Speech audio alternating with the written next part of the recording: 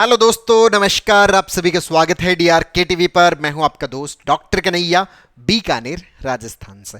दोस्तों, बहुत सारे लोगों को छोटी छोटी बातों के अंदर बहुत ज़्यादा डर लगता है। जो बाकी सब लोग जो है वो उन एक्टिविटीज़ को एकदम नॉर्मल कर रहे होते हैं, लेकिन फिर भी इनके लिए वो जो छोटी सी एक्टिविटी है वो बहुत ही बड़ी हो जाती है, जिसकी वजह से उनको बहुत ज़्यादा डर लगता है, बहुत ज़्यादा घबराहट होती है। तो ये जो छोटी छोटी चीज़ों के अंदर लगने वाला जो डर है, इसको हम कैसे पूरी तरह से खत्म करें, इसी के ऊपर ये साइंटिफिक सेशन मैं आप लोगों को समर्पित कर रहा हूं। इसको बहुत अच्छे से समझना, बहुत अच्छे से अंडरस्टैंड करना। दोस्तों, ये जो एग्जाम्पल मैं आप लोगों के साथ में शेयर कर रहा हूं, ये 38 ईयर ओल्ड फीमेल का एग्जाम्पल है, जिनको हर वक्त डर लगता रहता है कि मुझे कुछ हो जाएगा, मेरी फैमिली को कुछ हो जाएगा। हर वक्त एक डर सा बना रहता है। अच्छा, ये जो डर लगा रहता है कि मुझे कुछ हो जाएगा, फैमिली को कुछ हो जाएगा। सर, मैंने अपनी बॉडी के जो टेस्ट है, मैंने वो मेरी बॉडी की जितनी भी जांचें हैं वो सारी जांचें करवा रखी और सारी की सारी जांचें मेरी नॉर्मल है। तो दोस्तों, अगर ऐसी स्थिति होती है कि जिसके अंदर टेस्ट नॉर्मल है, जांचें नॉर्मल है, तो इसका मतलब फिजिकली कोई प्रॉब्लम नहीं है। फिजिकली हमारा बॉडी एकदम परफेक्ट है, फिजिकली हमारे साथ में किसी भी प्रकार की कोई दिक्कत नहीं है। लेकिन जांचें नॉर्मल है, फिर भी हमें बहुत ज़्यादा डर लग रहा है, बहुत ज़्यादा घबराहट हो रही है कि कुछ हो जाएगा। तो इसका मतलब ये जो प्रॉब्लम है ये किससे रिलेटेड है? हमारे माइंड से रिलेटेड है। अच्छा, माइंड से रिलेटेड ये प्रॉब्लम क्रिएट हो सकता है। हाँ, जब भी हमारा दिमाग जो है वो एंजाइटी के अंदर जाता है, जब भी हम अनईजीनेस के अंदर जाते हैं, तब हमें बहुत ज़्यादा डर लगता है, हमें बहुत ज़्यादा घबराहट होती है और ऐसे लगने लगता है जैसे कुछ हो जाएगा। और इसकी वजह से हम अपने आसपास के एनवायरमेंट के साथ में कनेक्टेड फील नहीं कर पाते। मतलब लोगों के साथ में तो सर सब कुछ है मेरे पास में, फिर भी कुछ न होने का एहसास मुझे फील होता रहता है। ऐसा लगता है जैसे कुछ भी नहीं है। मतलब सब कुछ है, नौकरी है, पैसा है, बंगला है, सब है, लेकिन ऐसा लगता है जैसे कुछ भी नहीं है। किसी भी चीज की जो फीलिंग हमारे अंदर क्रिएट होनी चाहिए, वो फीलिंग्स हमारे अंदर क्रिएट नहीं हो पाती जब भी हम एंजाइटी के अंदर होते हैं। अच्छा, ये एंजाइटी क्यों होता है? जब हमारे दिमाग के अंदर ऑटोमेटिक नेगेटिव थॉट्स आती है। और ये ऑटोमेटिक नेगेटिव थॉट्स क्यों आता है? क्योंकि दिमाग के अंदर नेगेटिव पैटर्न बना होता है। अगर हम चाहते हैं कि हमारा ये जो डर है छोटी छोटी चीज़ों का, ये हमारा खत्म हो, तो उसके लिए हमारा एंजाइटी नॉर्मल होना ज़रूरी है। उसके लिए हमारा नेगेटिव थॉट प्रोसेस सही होना चाहिए। उसके लिए हमें हमारा नेगेटिव पैटर्न है उसको सही करना पड़ेगा। और नेगेटिव पैटर्न्स को सही करने के लिए हमें एक थेरेपी की ज़रूरत पड़ती है, जिसको अपन सीबीटी बोलते हैं, कॉग्निटिव बिहेवियरल थेरेपी। उसका हमें रेगुलर प्रैक्टिस करना पड़ता है। अब यहां पर इनके अंदर किस तरह के नेगेटिव थॉट्स है वो चलते हैं, उसको बहुत अच्छे समझने की जरूरत है कि सर मुझे हर वक्त जो ये डर लगा रहता है ना कि मुझे कुछ हो जाएगा या मेरे फैमिली के साथ में कुछ हो जाएगा, मुझे ये डर इसलिए लगता है कि मुझे यूं लगता है भगवान मुझसे नाराज है। भगवान मुझसे नाराज है तो इसके कारण से उनका जो प्रकोप है वो मेरे ऊपर या मेरी फैमिली के ऊपर पड़ेगा। और जो मेरे और मेरी फैमिली के ऊपर प्रकोप पड़ेगा तो हमें कुछ भी हो सकता है। जब उनसे ये पूछा गया कि अच्छा भगवान क्यों नाराज है? सर, भगवान इसलिए नाराज है क्योंकि मैं मन्नतों को पूरा नहीं कर रही। अच्छा, मन्नतें किस प्रकार की? सर, मैं मन्नतें करती नहीं हूँ। दिमाग में हर वक्त थॉट आता है ऐसा कि मैंने कोई मन्नत मांग ली है, मैंने मन्नत मांग ली भगवान से।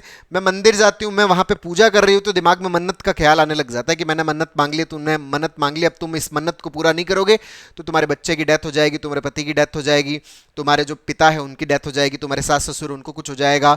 इस तरह के थॉट्स चलते रहते। तो तुम्हारे पति की नौकरी है वो चली जाएगी, उनका बिजनेस खराब हो जाएगा, तुम्हारा घर है वो खराब हो जाएगा, तुम्हारा घर बिक जाएगा अगर तुमने ये मन्नत पूरी नहीं की। अब सर, मैं रोड पे भी चल रही हूँ, रोड पे अगर भगवान की मूर्ति दिख गई है, भगवान की फोटो दिख गई है, दिमाग में आना शुरू हो जाता है तुमने यहाँ पे मन्नत कर लिया। अब तुमने अगर इस मन्नत को पूरा नहीं किया तो तुम्हारे बच्चे के साथ में कुछ हो जाएगा, तुम्हें कुछ हो जाएगा, ये जो ट्रक आ रहा नहीं इसके साथ में तुम्हारा एक्सीडेंट हो जाएगा। तो सर, मुझे बहुत डर लगता है, मुझे बहुत घबराहट होती है। और इस डर और इस घबराहट के अंदर मैंने सर मंदिर जाना छोड़ दिया है, सड़क पे चलना छोड़ दिया। मैं पूरे दिन घर पे ही रहती हूँ। भगवान से रिलेटेड जितनी भी चीज़ें हमारे घर में होती थी उन सब चीज़ों को हमने बंद कर दिया है। हमने जो हमारे घर के अंदर मूर्ति या फोटो था वो भी हमने भगवान का बाहर रख दिया। लेकिन फिर भी मुझे जो डर है वो बहुत ज़्यादा लगता है और प्रतिदिन मेरा डर जो है वो बढ़े जा रहा है। तो यहां पर मुझे बहुत ज्यादा घबराहट होती है, बहुत ज्यादा बेचैनी होती है।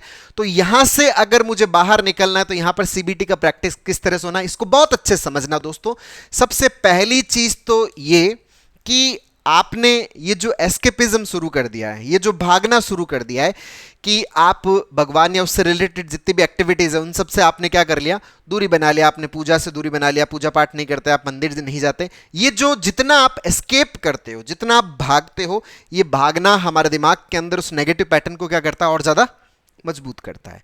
तो सबसे पहला और जो जरूरी इंपॉर्टेंट स्टेप ये है कि आप अपना ये जो भागना है इसको आप बंद करेंगे। तो करना क्या है, एक्सपोजर करना है। जहां पे भी मंदिर दिखता है जाना है। दिमाग कहता है गया तो मन्नत आएगा, कोई बात नहीं, जाऊंगा मैं मंदिर में।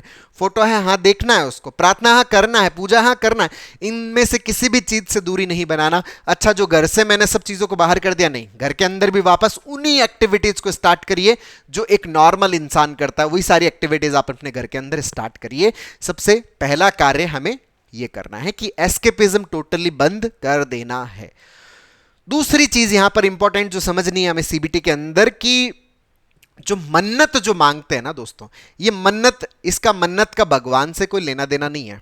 कि ऐसा नहीं है कि आप जो मन्नत मांग रहे हो और मन्नत को आप जब पूरा करते हैं तो भगवान आपसे खुश हो जाते हैं। अगर किसी मन्नत से कोई भी व्यक्ति खुश होता है, ये तो एक कमिटमेंट होता है। जैसे आप अपने फैमिली मेंबर्स के साथ में करते हो, आप अपने दोस्तों के साथ में करते हो, अरे तू चिंता मत कर मैं कर दूंगा, और जब आप करते हो तो वो खुश होता है, और खुश होकर वो आपको कुछ ना कुछ रिवॉर्ड देता है। ये इंसानों का गुण है, ये भगवान का, ये परमात्मा का गुण नहीं है, ये प्रकृति का गुण नहीं है कि आप अगर उनके सामने उनकी कोई स्तुति करोगे, आप उनकी कोई प्रार्थना करोगे, आप उनकी कोई पूजा करोगे, या आप कोई मन्नत मांगोगे और उस मन्नत को पूरा करोगे। भाई ठीक है भगवान, मुझे ना एग्जाम में पास करवा देना, मैं आपको ₹1.25 की प्रसाद चढ़ाऊंगा, मैं आपको ₹21 की प्रसाद चढ़ाऊंगा, मैं 108 फेरियां करूंगा, मैं पैदल आऊंगा। हम ये जो मन्नतें मांगते हैं कि भगवान हमें पास करवा देंगे। अच्छा, हमने डेली की पढ़ाई नहीं की और भगवान पास करवा देंगे। अरे भाई, आपकी जगह भगवान थोड़ी पढ़ाई करेंगे। अच्छा, मेरे जॉब लगवा देना, या मेरे घर के अंदर कुछ खराब हो जाएगा, मेरा जॉब छूट जाएगा। आपके साथ में जो भी गड़बड़ होगा वो आपके खुद के कर्मों के कारण होगा, ना कि वो भगवान के कारण से है। आपका अगर सिलेक्शन हो रहा है नहीं हो रहा है, वो आपकी पढ़ाई के ऊपर है। आप पास हुए नहीं हुए, वो आपकी पढ़ाई के ऊपर है। उसका भगवान से या मन्नत से कोई लेना देना नहीं है। ईश्वर कोई ऐसा नहीं है, परमात्मा ऐसा नहीं है, भगवान ऐसा नहीं है कि आप मन्नत मांग रहे हो और उस मन्नत को जब आप पूरा करते हो तो भगवान आपसे खुश होते हैं।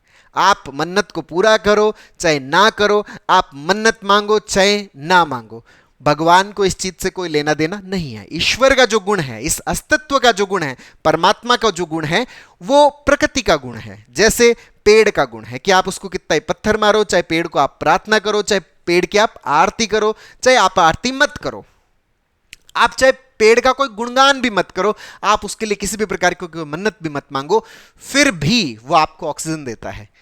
प्रकृति का जो गुण है वो परमात्मा का गुण है। जैसे पानी का गुण है, आप पानी की चाहे स्तुति करो चाहे ना करो, चाहे आप पूजा करो चाहे ना करो, चाहे मन्नत मांगो चाहे ना मांगो, फिर भी वो आपकी प्यास बुझाएगा। आप चाहे गालियां भी निकाल दो पानी को, फिर आप पानी पियो। ऐसा नहीं कि पानी के मॉलिक्यूल्स है वो आपके पेट के अंदर जाके अपने आप को बचाने की कोशिश करेंगे, नहीं। इसके जो सेटिस्फैक्ट्री, जो थ्रस्ट के सेटिस्फैक्ट्री जो रिसेप्टर्स है, मैं उनको टच नहीं करूंगा, इसको सेटिस्फैक्शन क्रिएट होगा, इसकी प्यास बुझ जाएगी, नहीं, इसने गाली निकाला, ऐसा नहीं करूंगा। ऐसा नहीं करता पानी, ऐसा नहीं करता पेड़, ऐसा नहीं करते हवा, ऐसे नहीं करती आग, ऐसा नहीं करती। किसी भी प्रकार का कोई भेदभाव नहीं है। आप पूजा करो चाहे ना करो, इससे कोई लेना देना नहीं है। यही सेम गुण जो है वो परमात्मा का है, यही सेम गुण भगवान का है, यही सेम गुण ईश्वर का है, यही सेम गुण अस्तित्व का है। ये अस्तित्व ही परमात्मा है। तभी तो हम बोलते हैं ना, कण कण के अंदर भगवान है। तो परमात्मा का जो गुण है वो ये नहीं है कि उनको आपकी मन्नत की जरूरत है, कि भाई आप अब मन्नत पूरी करोगे ना तब उनका अपना काम चलेगा, ऐसा बिल्कुल भी नहीं है। मन्नत जो है वो इंसान के खुद की जो सेल्फ तसल्लियां हैं उसके लिए है, उसका मन बहलाने का एक साधन है कि ठीक है भाई मैंने मन्नत मांग ली है, अब ठीक है मुझे क्या है कि उनका सपोर्ट मिल जाएगा, उनका सहारा मिल जाएगा। भाई ये तो इंसानों के लिए होता है। भाई आपको अपने दोस्त से कोई अगर हेल्प लेनी है, आपको अपने फैमिली वालों से हेल्प लेनी है, तो उनको कुछ लालच देने की जरूरत पड़ती है कि भाई ठीक है उनको लालच दे रहे हैं, उसके कारण वो आपकी हेल्प करते हैं। भगवान कोई ऐसा थोड़ी है, भगवान कोई इंसान थोड़ी। अगर आप मन्नत के अंदर अगर आप ये मानते हो कि नहीं मन्नत पूरी करूंगी ना तो ईश्वर खुश होंगे, और मन्नत पूरी नहीं करूंगा ना तो ईश्वर मुझसे नाराज हो जाएंगे, इसका मतलब आप किसी भगवान के बारे में नहीं सोच रहे हैं। और या फिर आप जिस भगवान के बारे में सोच रहे हैं वो भगवान नहीं, वो कोई इंसान ही है, एक नाराज होने वाला इंसान। परमात्मा किसी से नाराज नहीं होते। परमात्मा फुल पॉजिटिव एनर्जी है।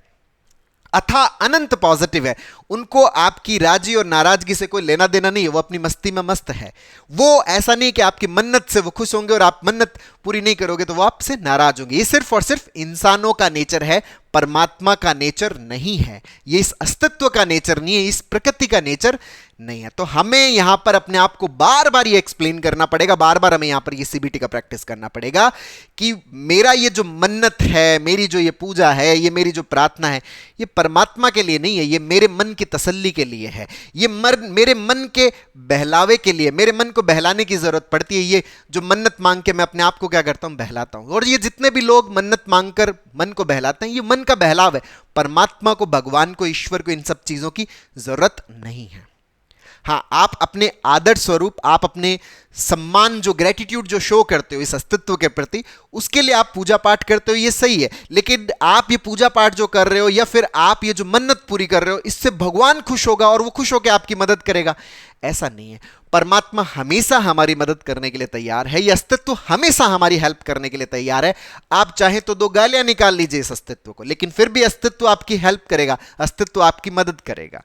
पेड़ को आप चाहे कितने ही पत्थर मार लो, पेड़ को चाहे आप कितनी गालियां निकाल लो, पेड़ को चाहे कितना ही भरा बुला बोल दो, फिर भी वो आपको ऑक्सीजन देगा, वो आपको प्राणवायु देगा। वो कभी ऐसा नहीं करेगा कि नहीं भाई मैं इसको ऑक्सीजन नहीं दूंगा, मैं इसको प्राणवायु नहीं दूंगा। तो हम ये जो मन्नत का जो कॉन्सेप्ट अपने पास में रख रहे हैं कि नहीं मन्नत अगर पूरी करूंगा तो भगवान राजी होंगे, नहीं, आपकी मन्नत का भगवान को कोई लेना देना नहीं है, परमात्मा को कोई लेना देना नहीं है। मन्नत ये हमारे लिए है, हमारा एक कमिटमेंट है। और जब आप कोई भी कमिटमेंट पूरा करते हो तो उस कमिटमेंट के अंदर आपका जो कॉन्शियस है वो अपलिफ्ट होता है। आप जब कोई भी कमिटमेंट करते हो और उस कमिटमेंट के अकॉर्डिंग आप काम करते हो तो आपकी कॉन्शियस बदल सकती है, लेकिन इसका मतलब ये नहीं कि इससे भगवान आपके ऊपर खुश हो जाएंगे या भगवान आपसे नाराज हो जाएंगे, इससे इसका कोई लेना देना नहीं है। ये सिर्फ और सिर्फ आपकी सेल्फ कॉन्शियस के लिए है, ईश्वर से इसका कोई लेना देना नहीं है। ये बात हमें बार बार अपने आप को एक्सप्लेन करना पड़ेगा, तभी इससे रिलेटेड जो पैटर्न है वो हमारा डिसॉल्व होगा, तभी इससे रिलेटेड हमारा पैटर्न है वो धीरे धीरे खत्म होगा। तो दोस्तों उम्मीद करता हूं आपको ये वीडियो पसंद आएगा, नीचे कमेंट बॉक्स में लिखकर जरूर बताइएगा। और अब तक यदि आपने मेरे यूट्यूब चैनल DRK TV को सब्सक्राइब नहीं किया तो प्लीज उसे सब्सक्राइब करें ताकि मेरे नए वीडियो का नोटिफिकेशन आप तक सबसे पहले पहुंचे। दोस्तों ये जो एंजाइटी है, पैनिक है, ओवर थिंकिंग है, नेगेटिव थिंकिंग है, OCD है, इन सबको हम कैसे खत्म कर सकते हैं, इसके ऊपर हमने एक स्टेप बाय स्टेप लर्निंग का एक पूरा CBT का वर्कशॉप लॉन्च किया है, जिसका लिंक नीचे डिस्क्रिप्शन में है, जिसको आप अपने भीतर इंस्टॉल करके, जिसको आप सीख करके अपनी इन प्रॉब्लम्स को परमानेंटली खत्म करने की दिशा में कदम आगे बढ़ा सकते हैं। बहुत बहुत धन्यवाद दोस्तों। जय हिंद, जय भारत।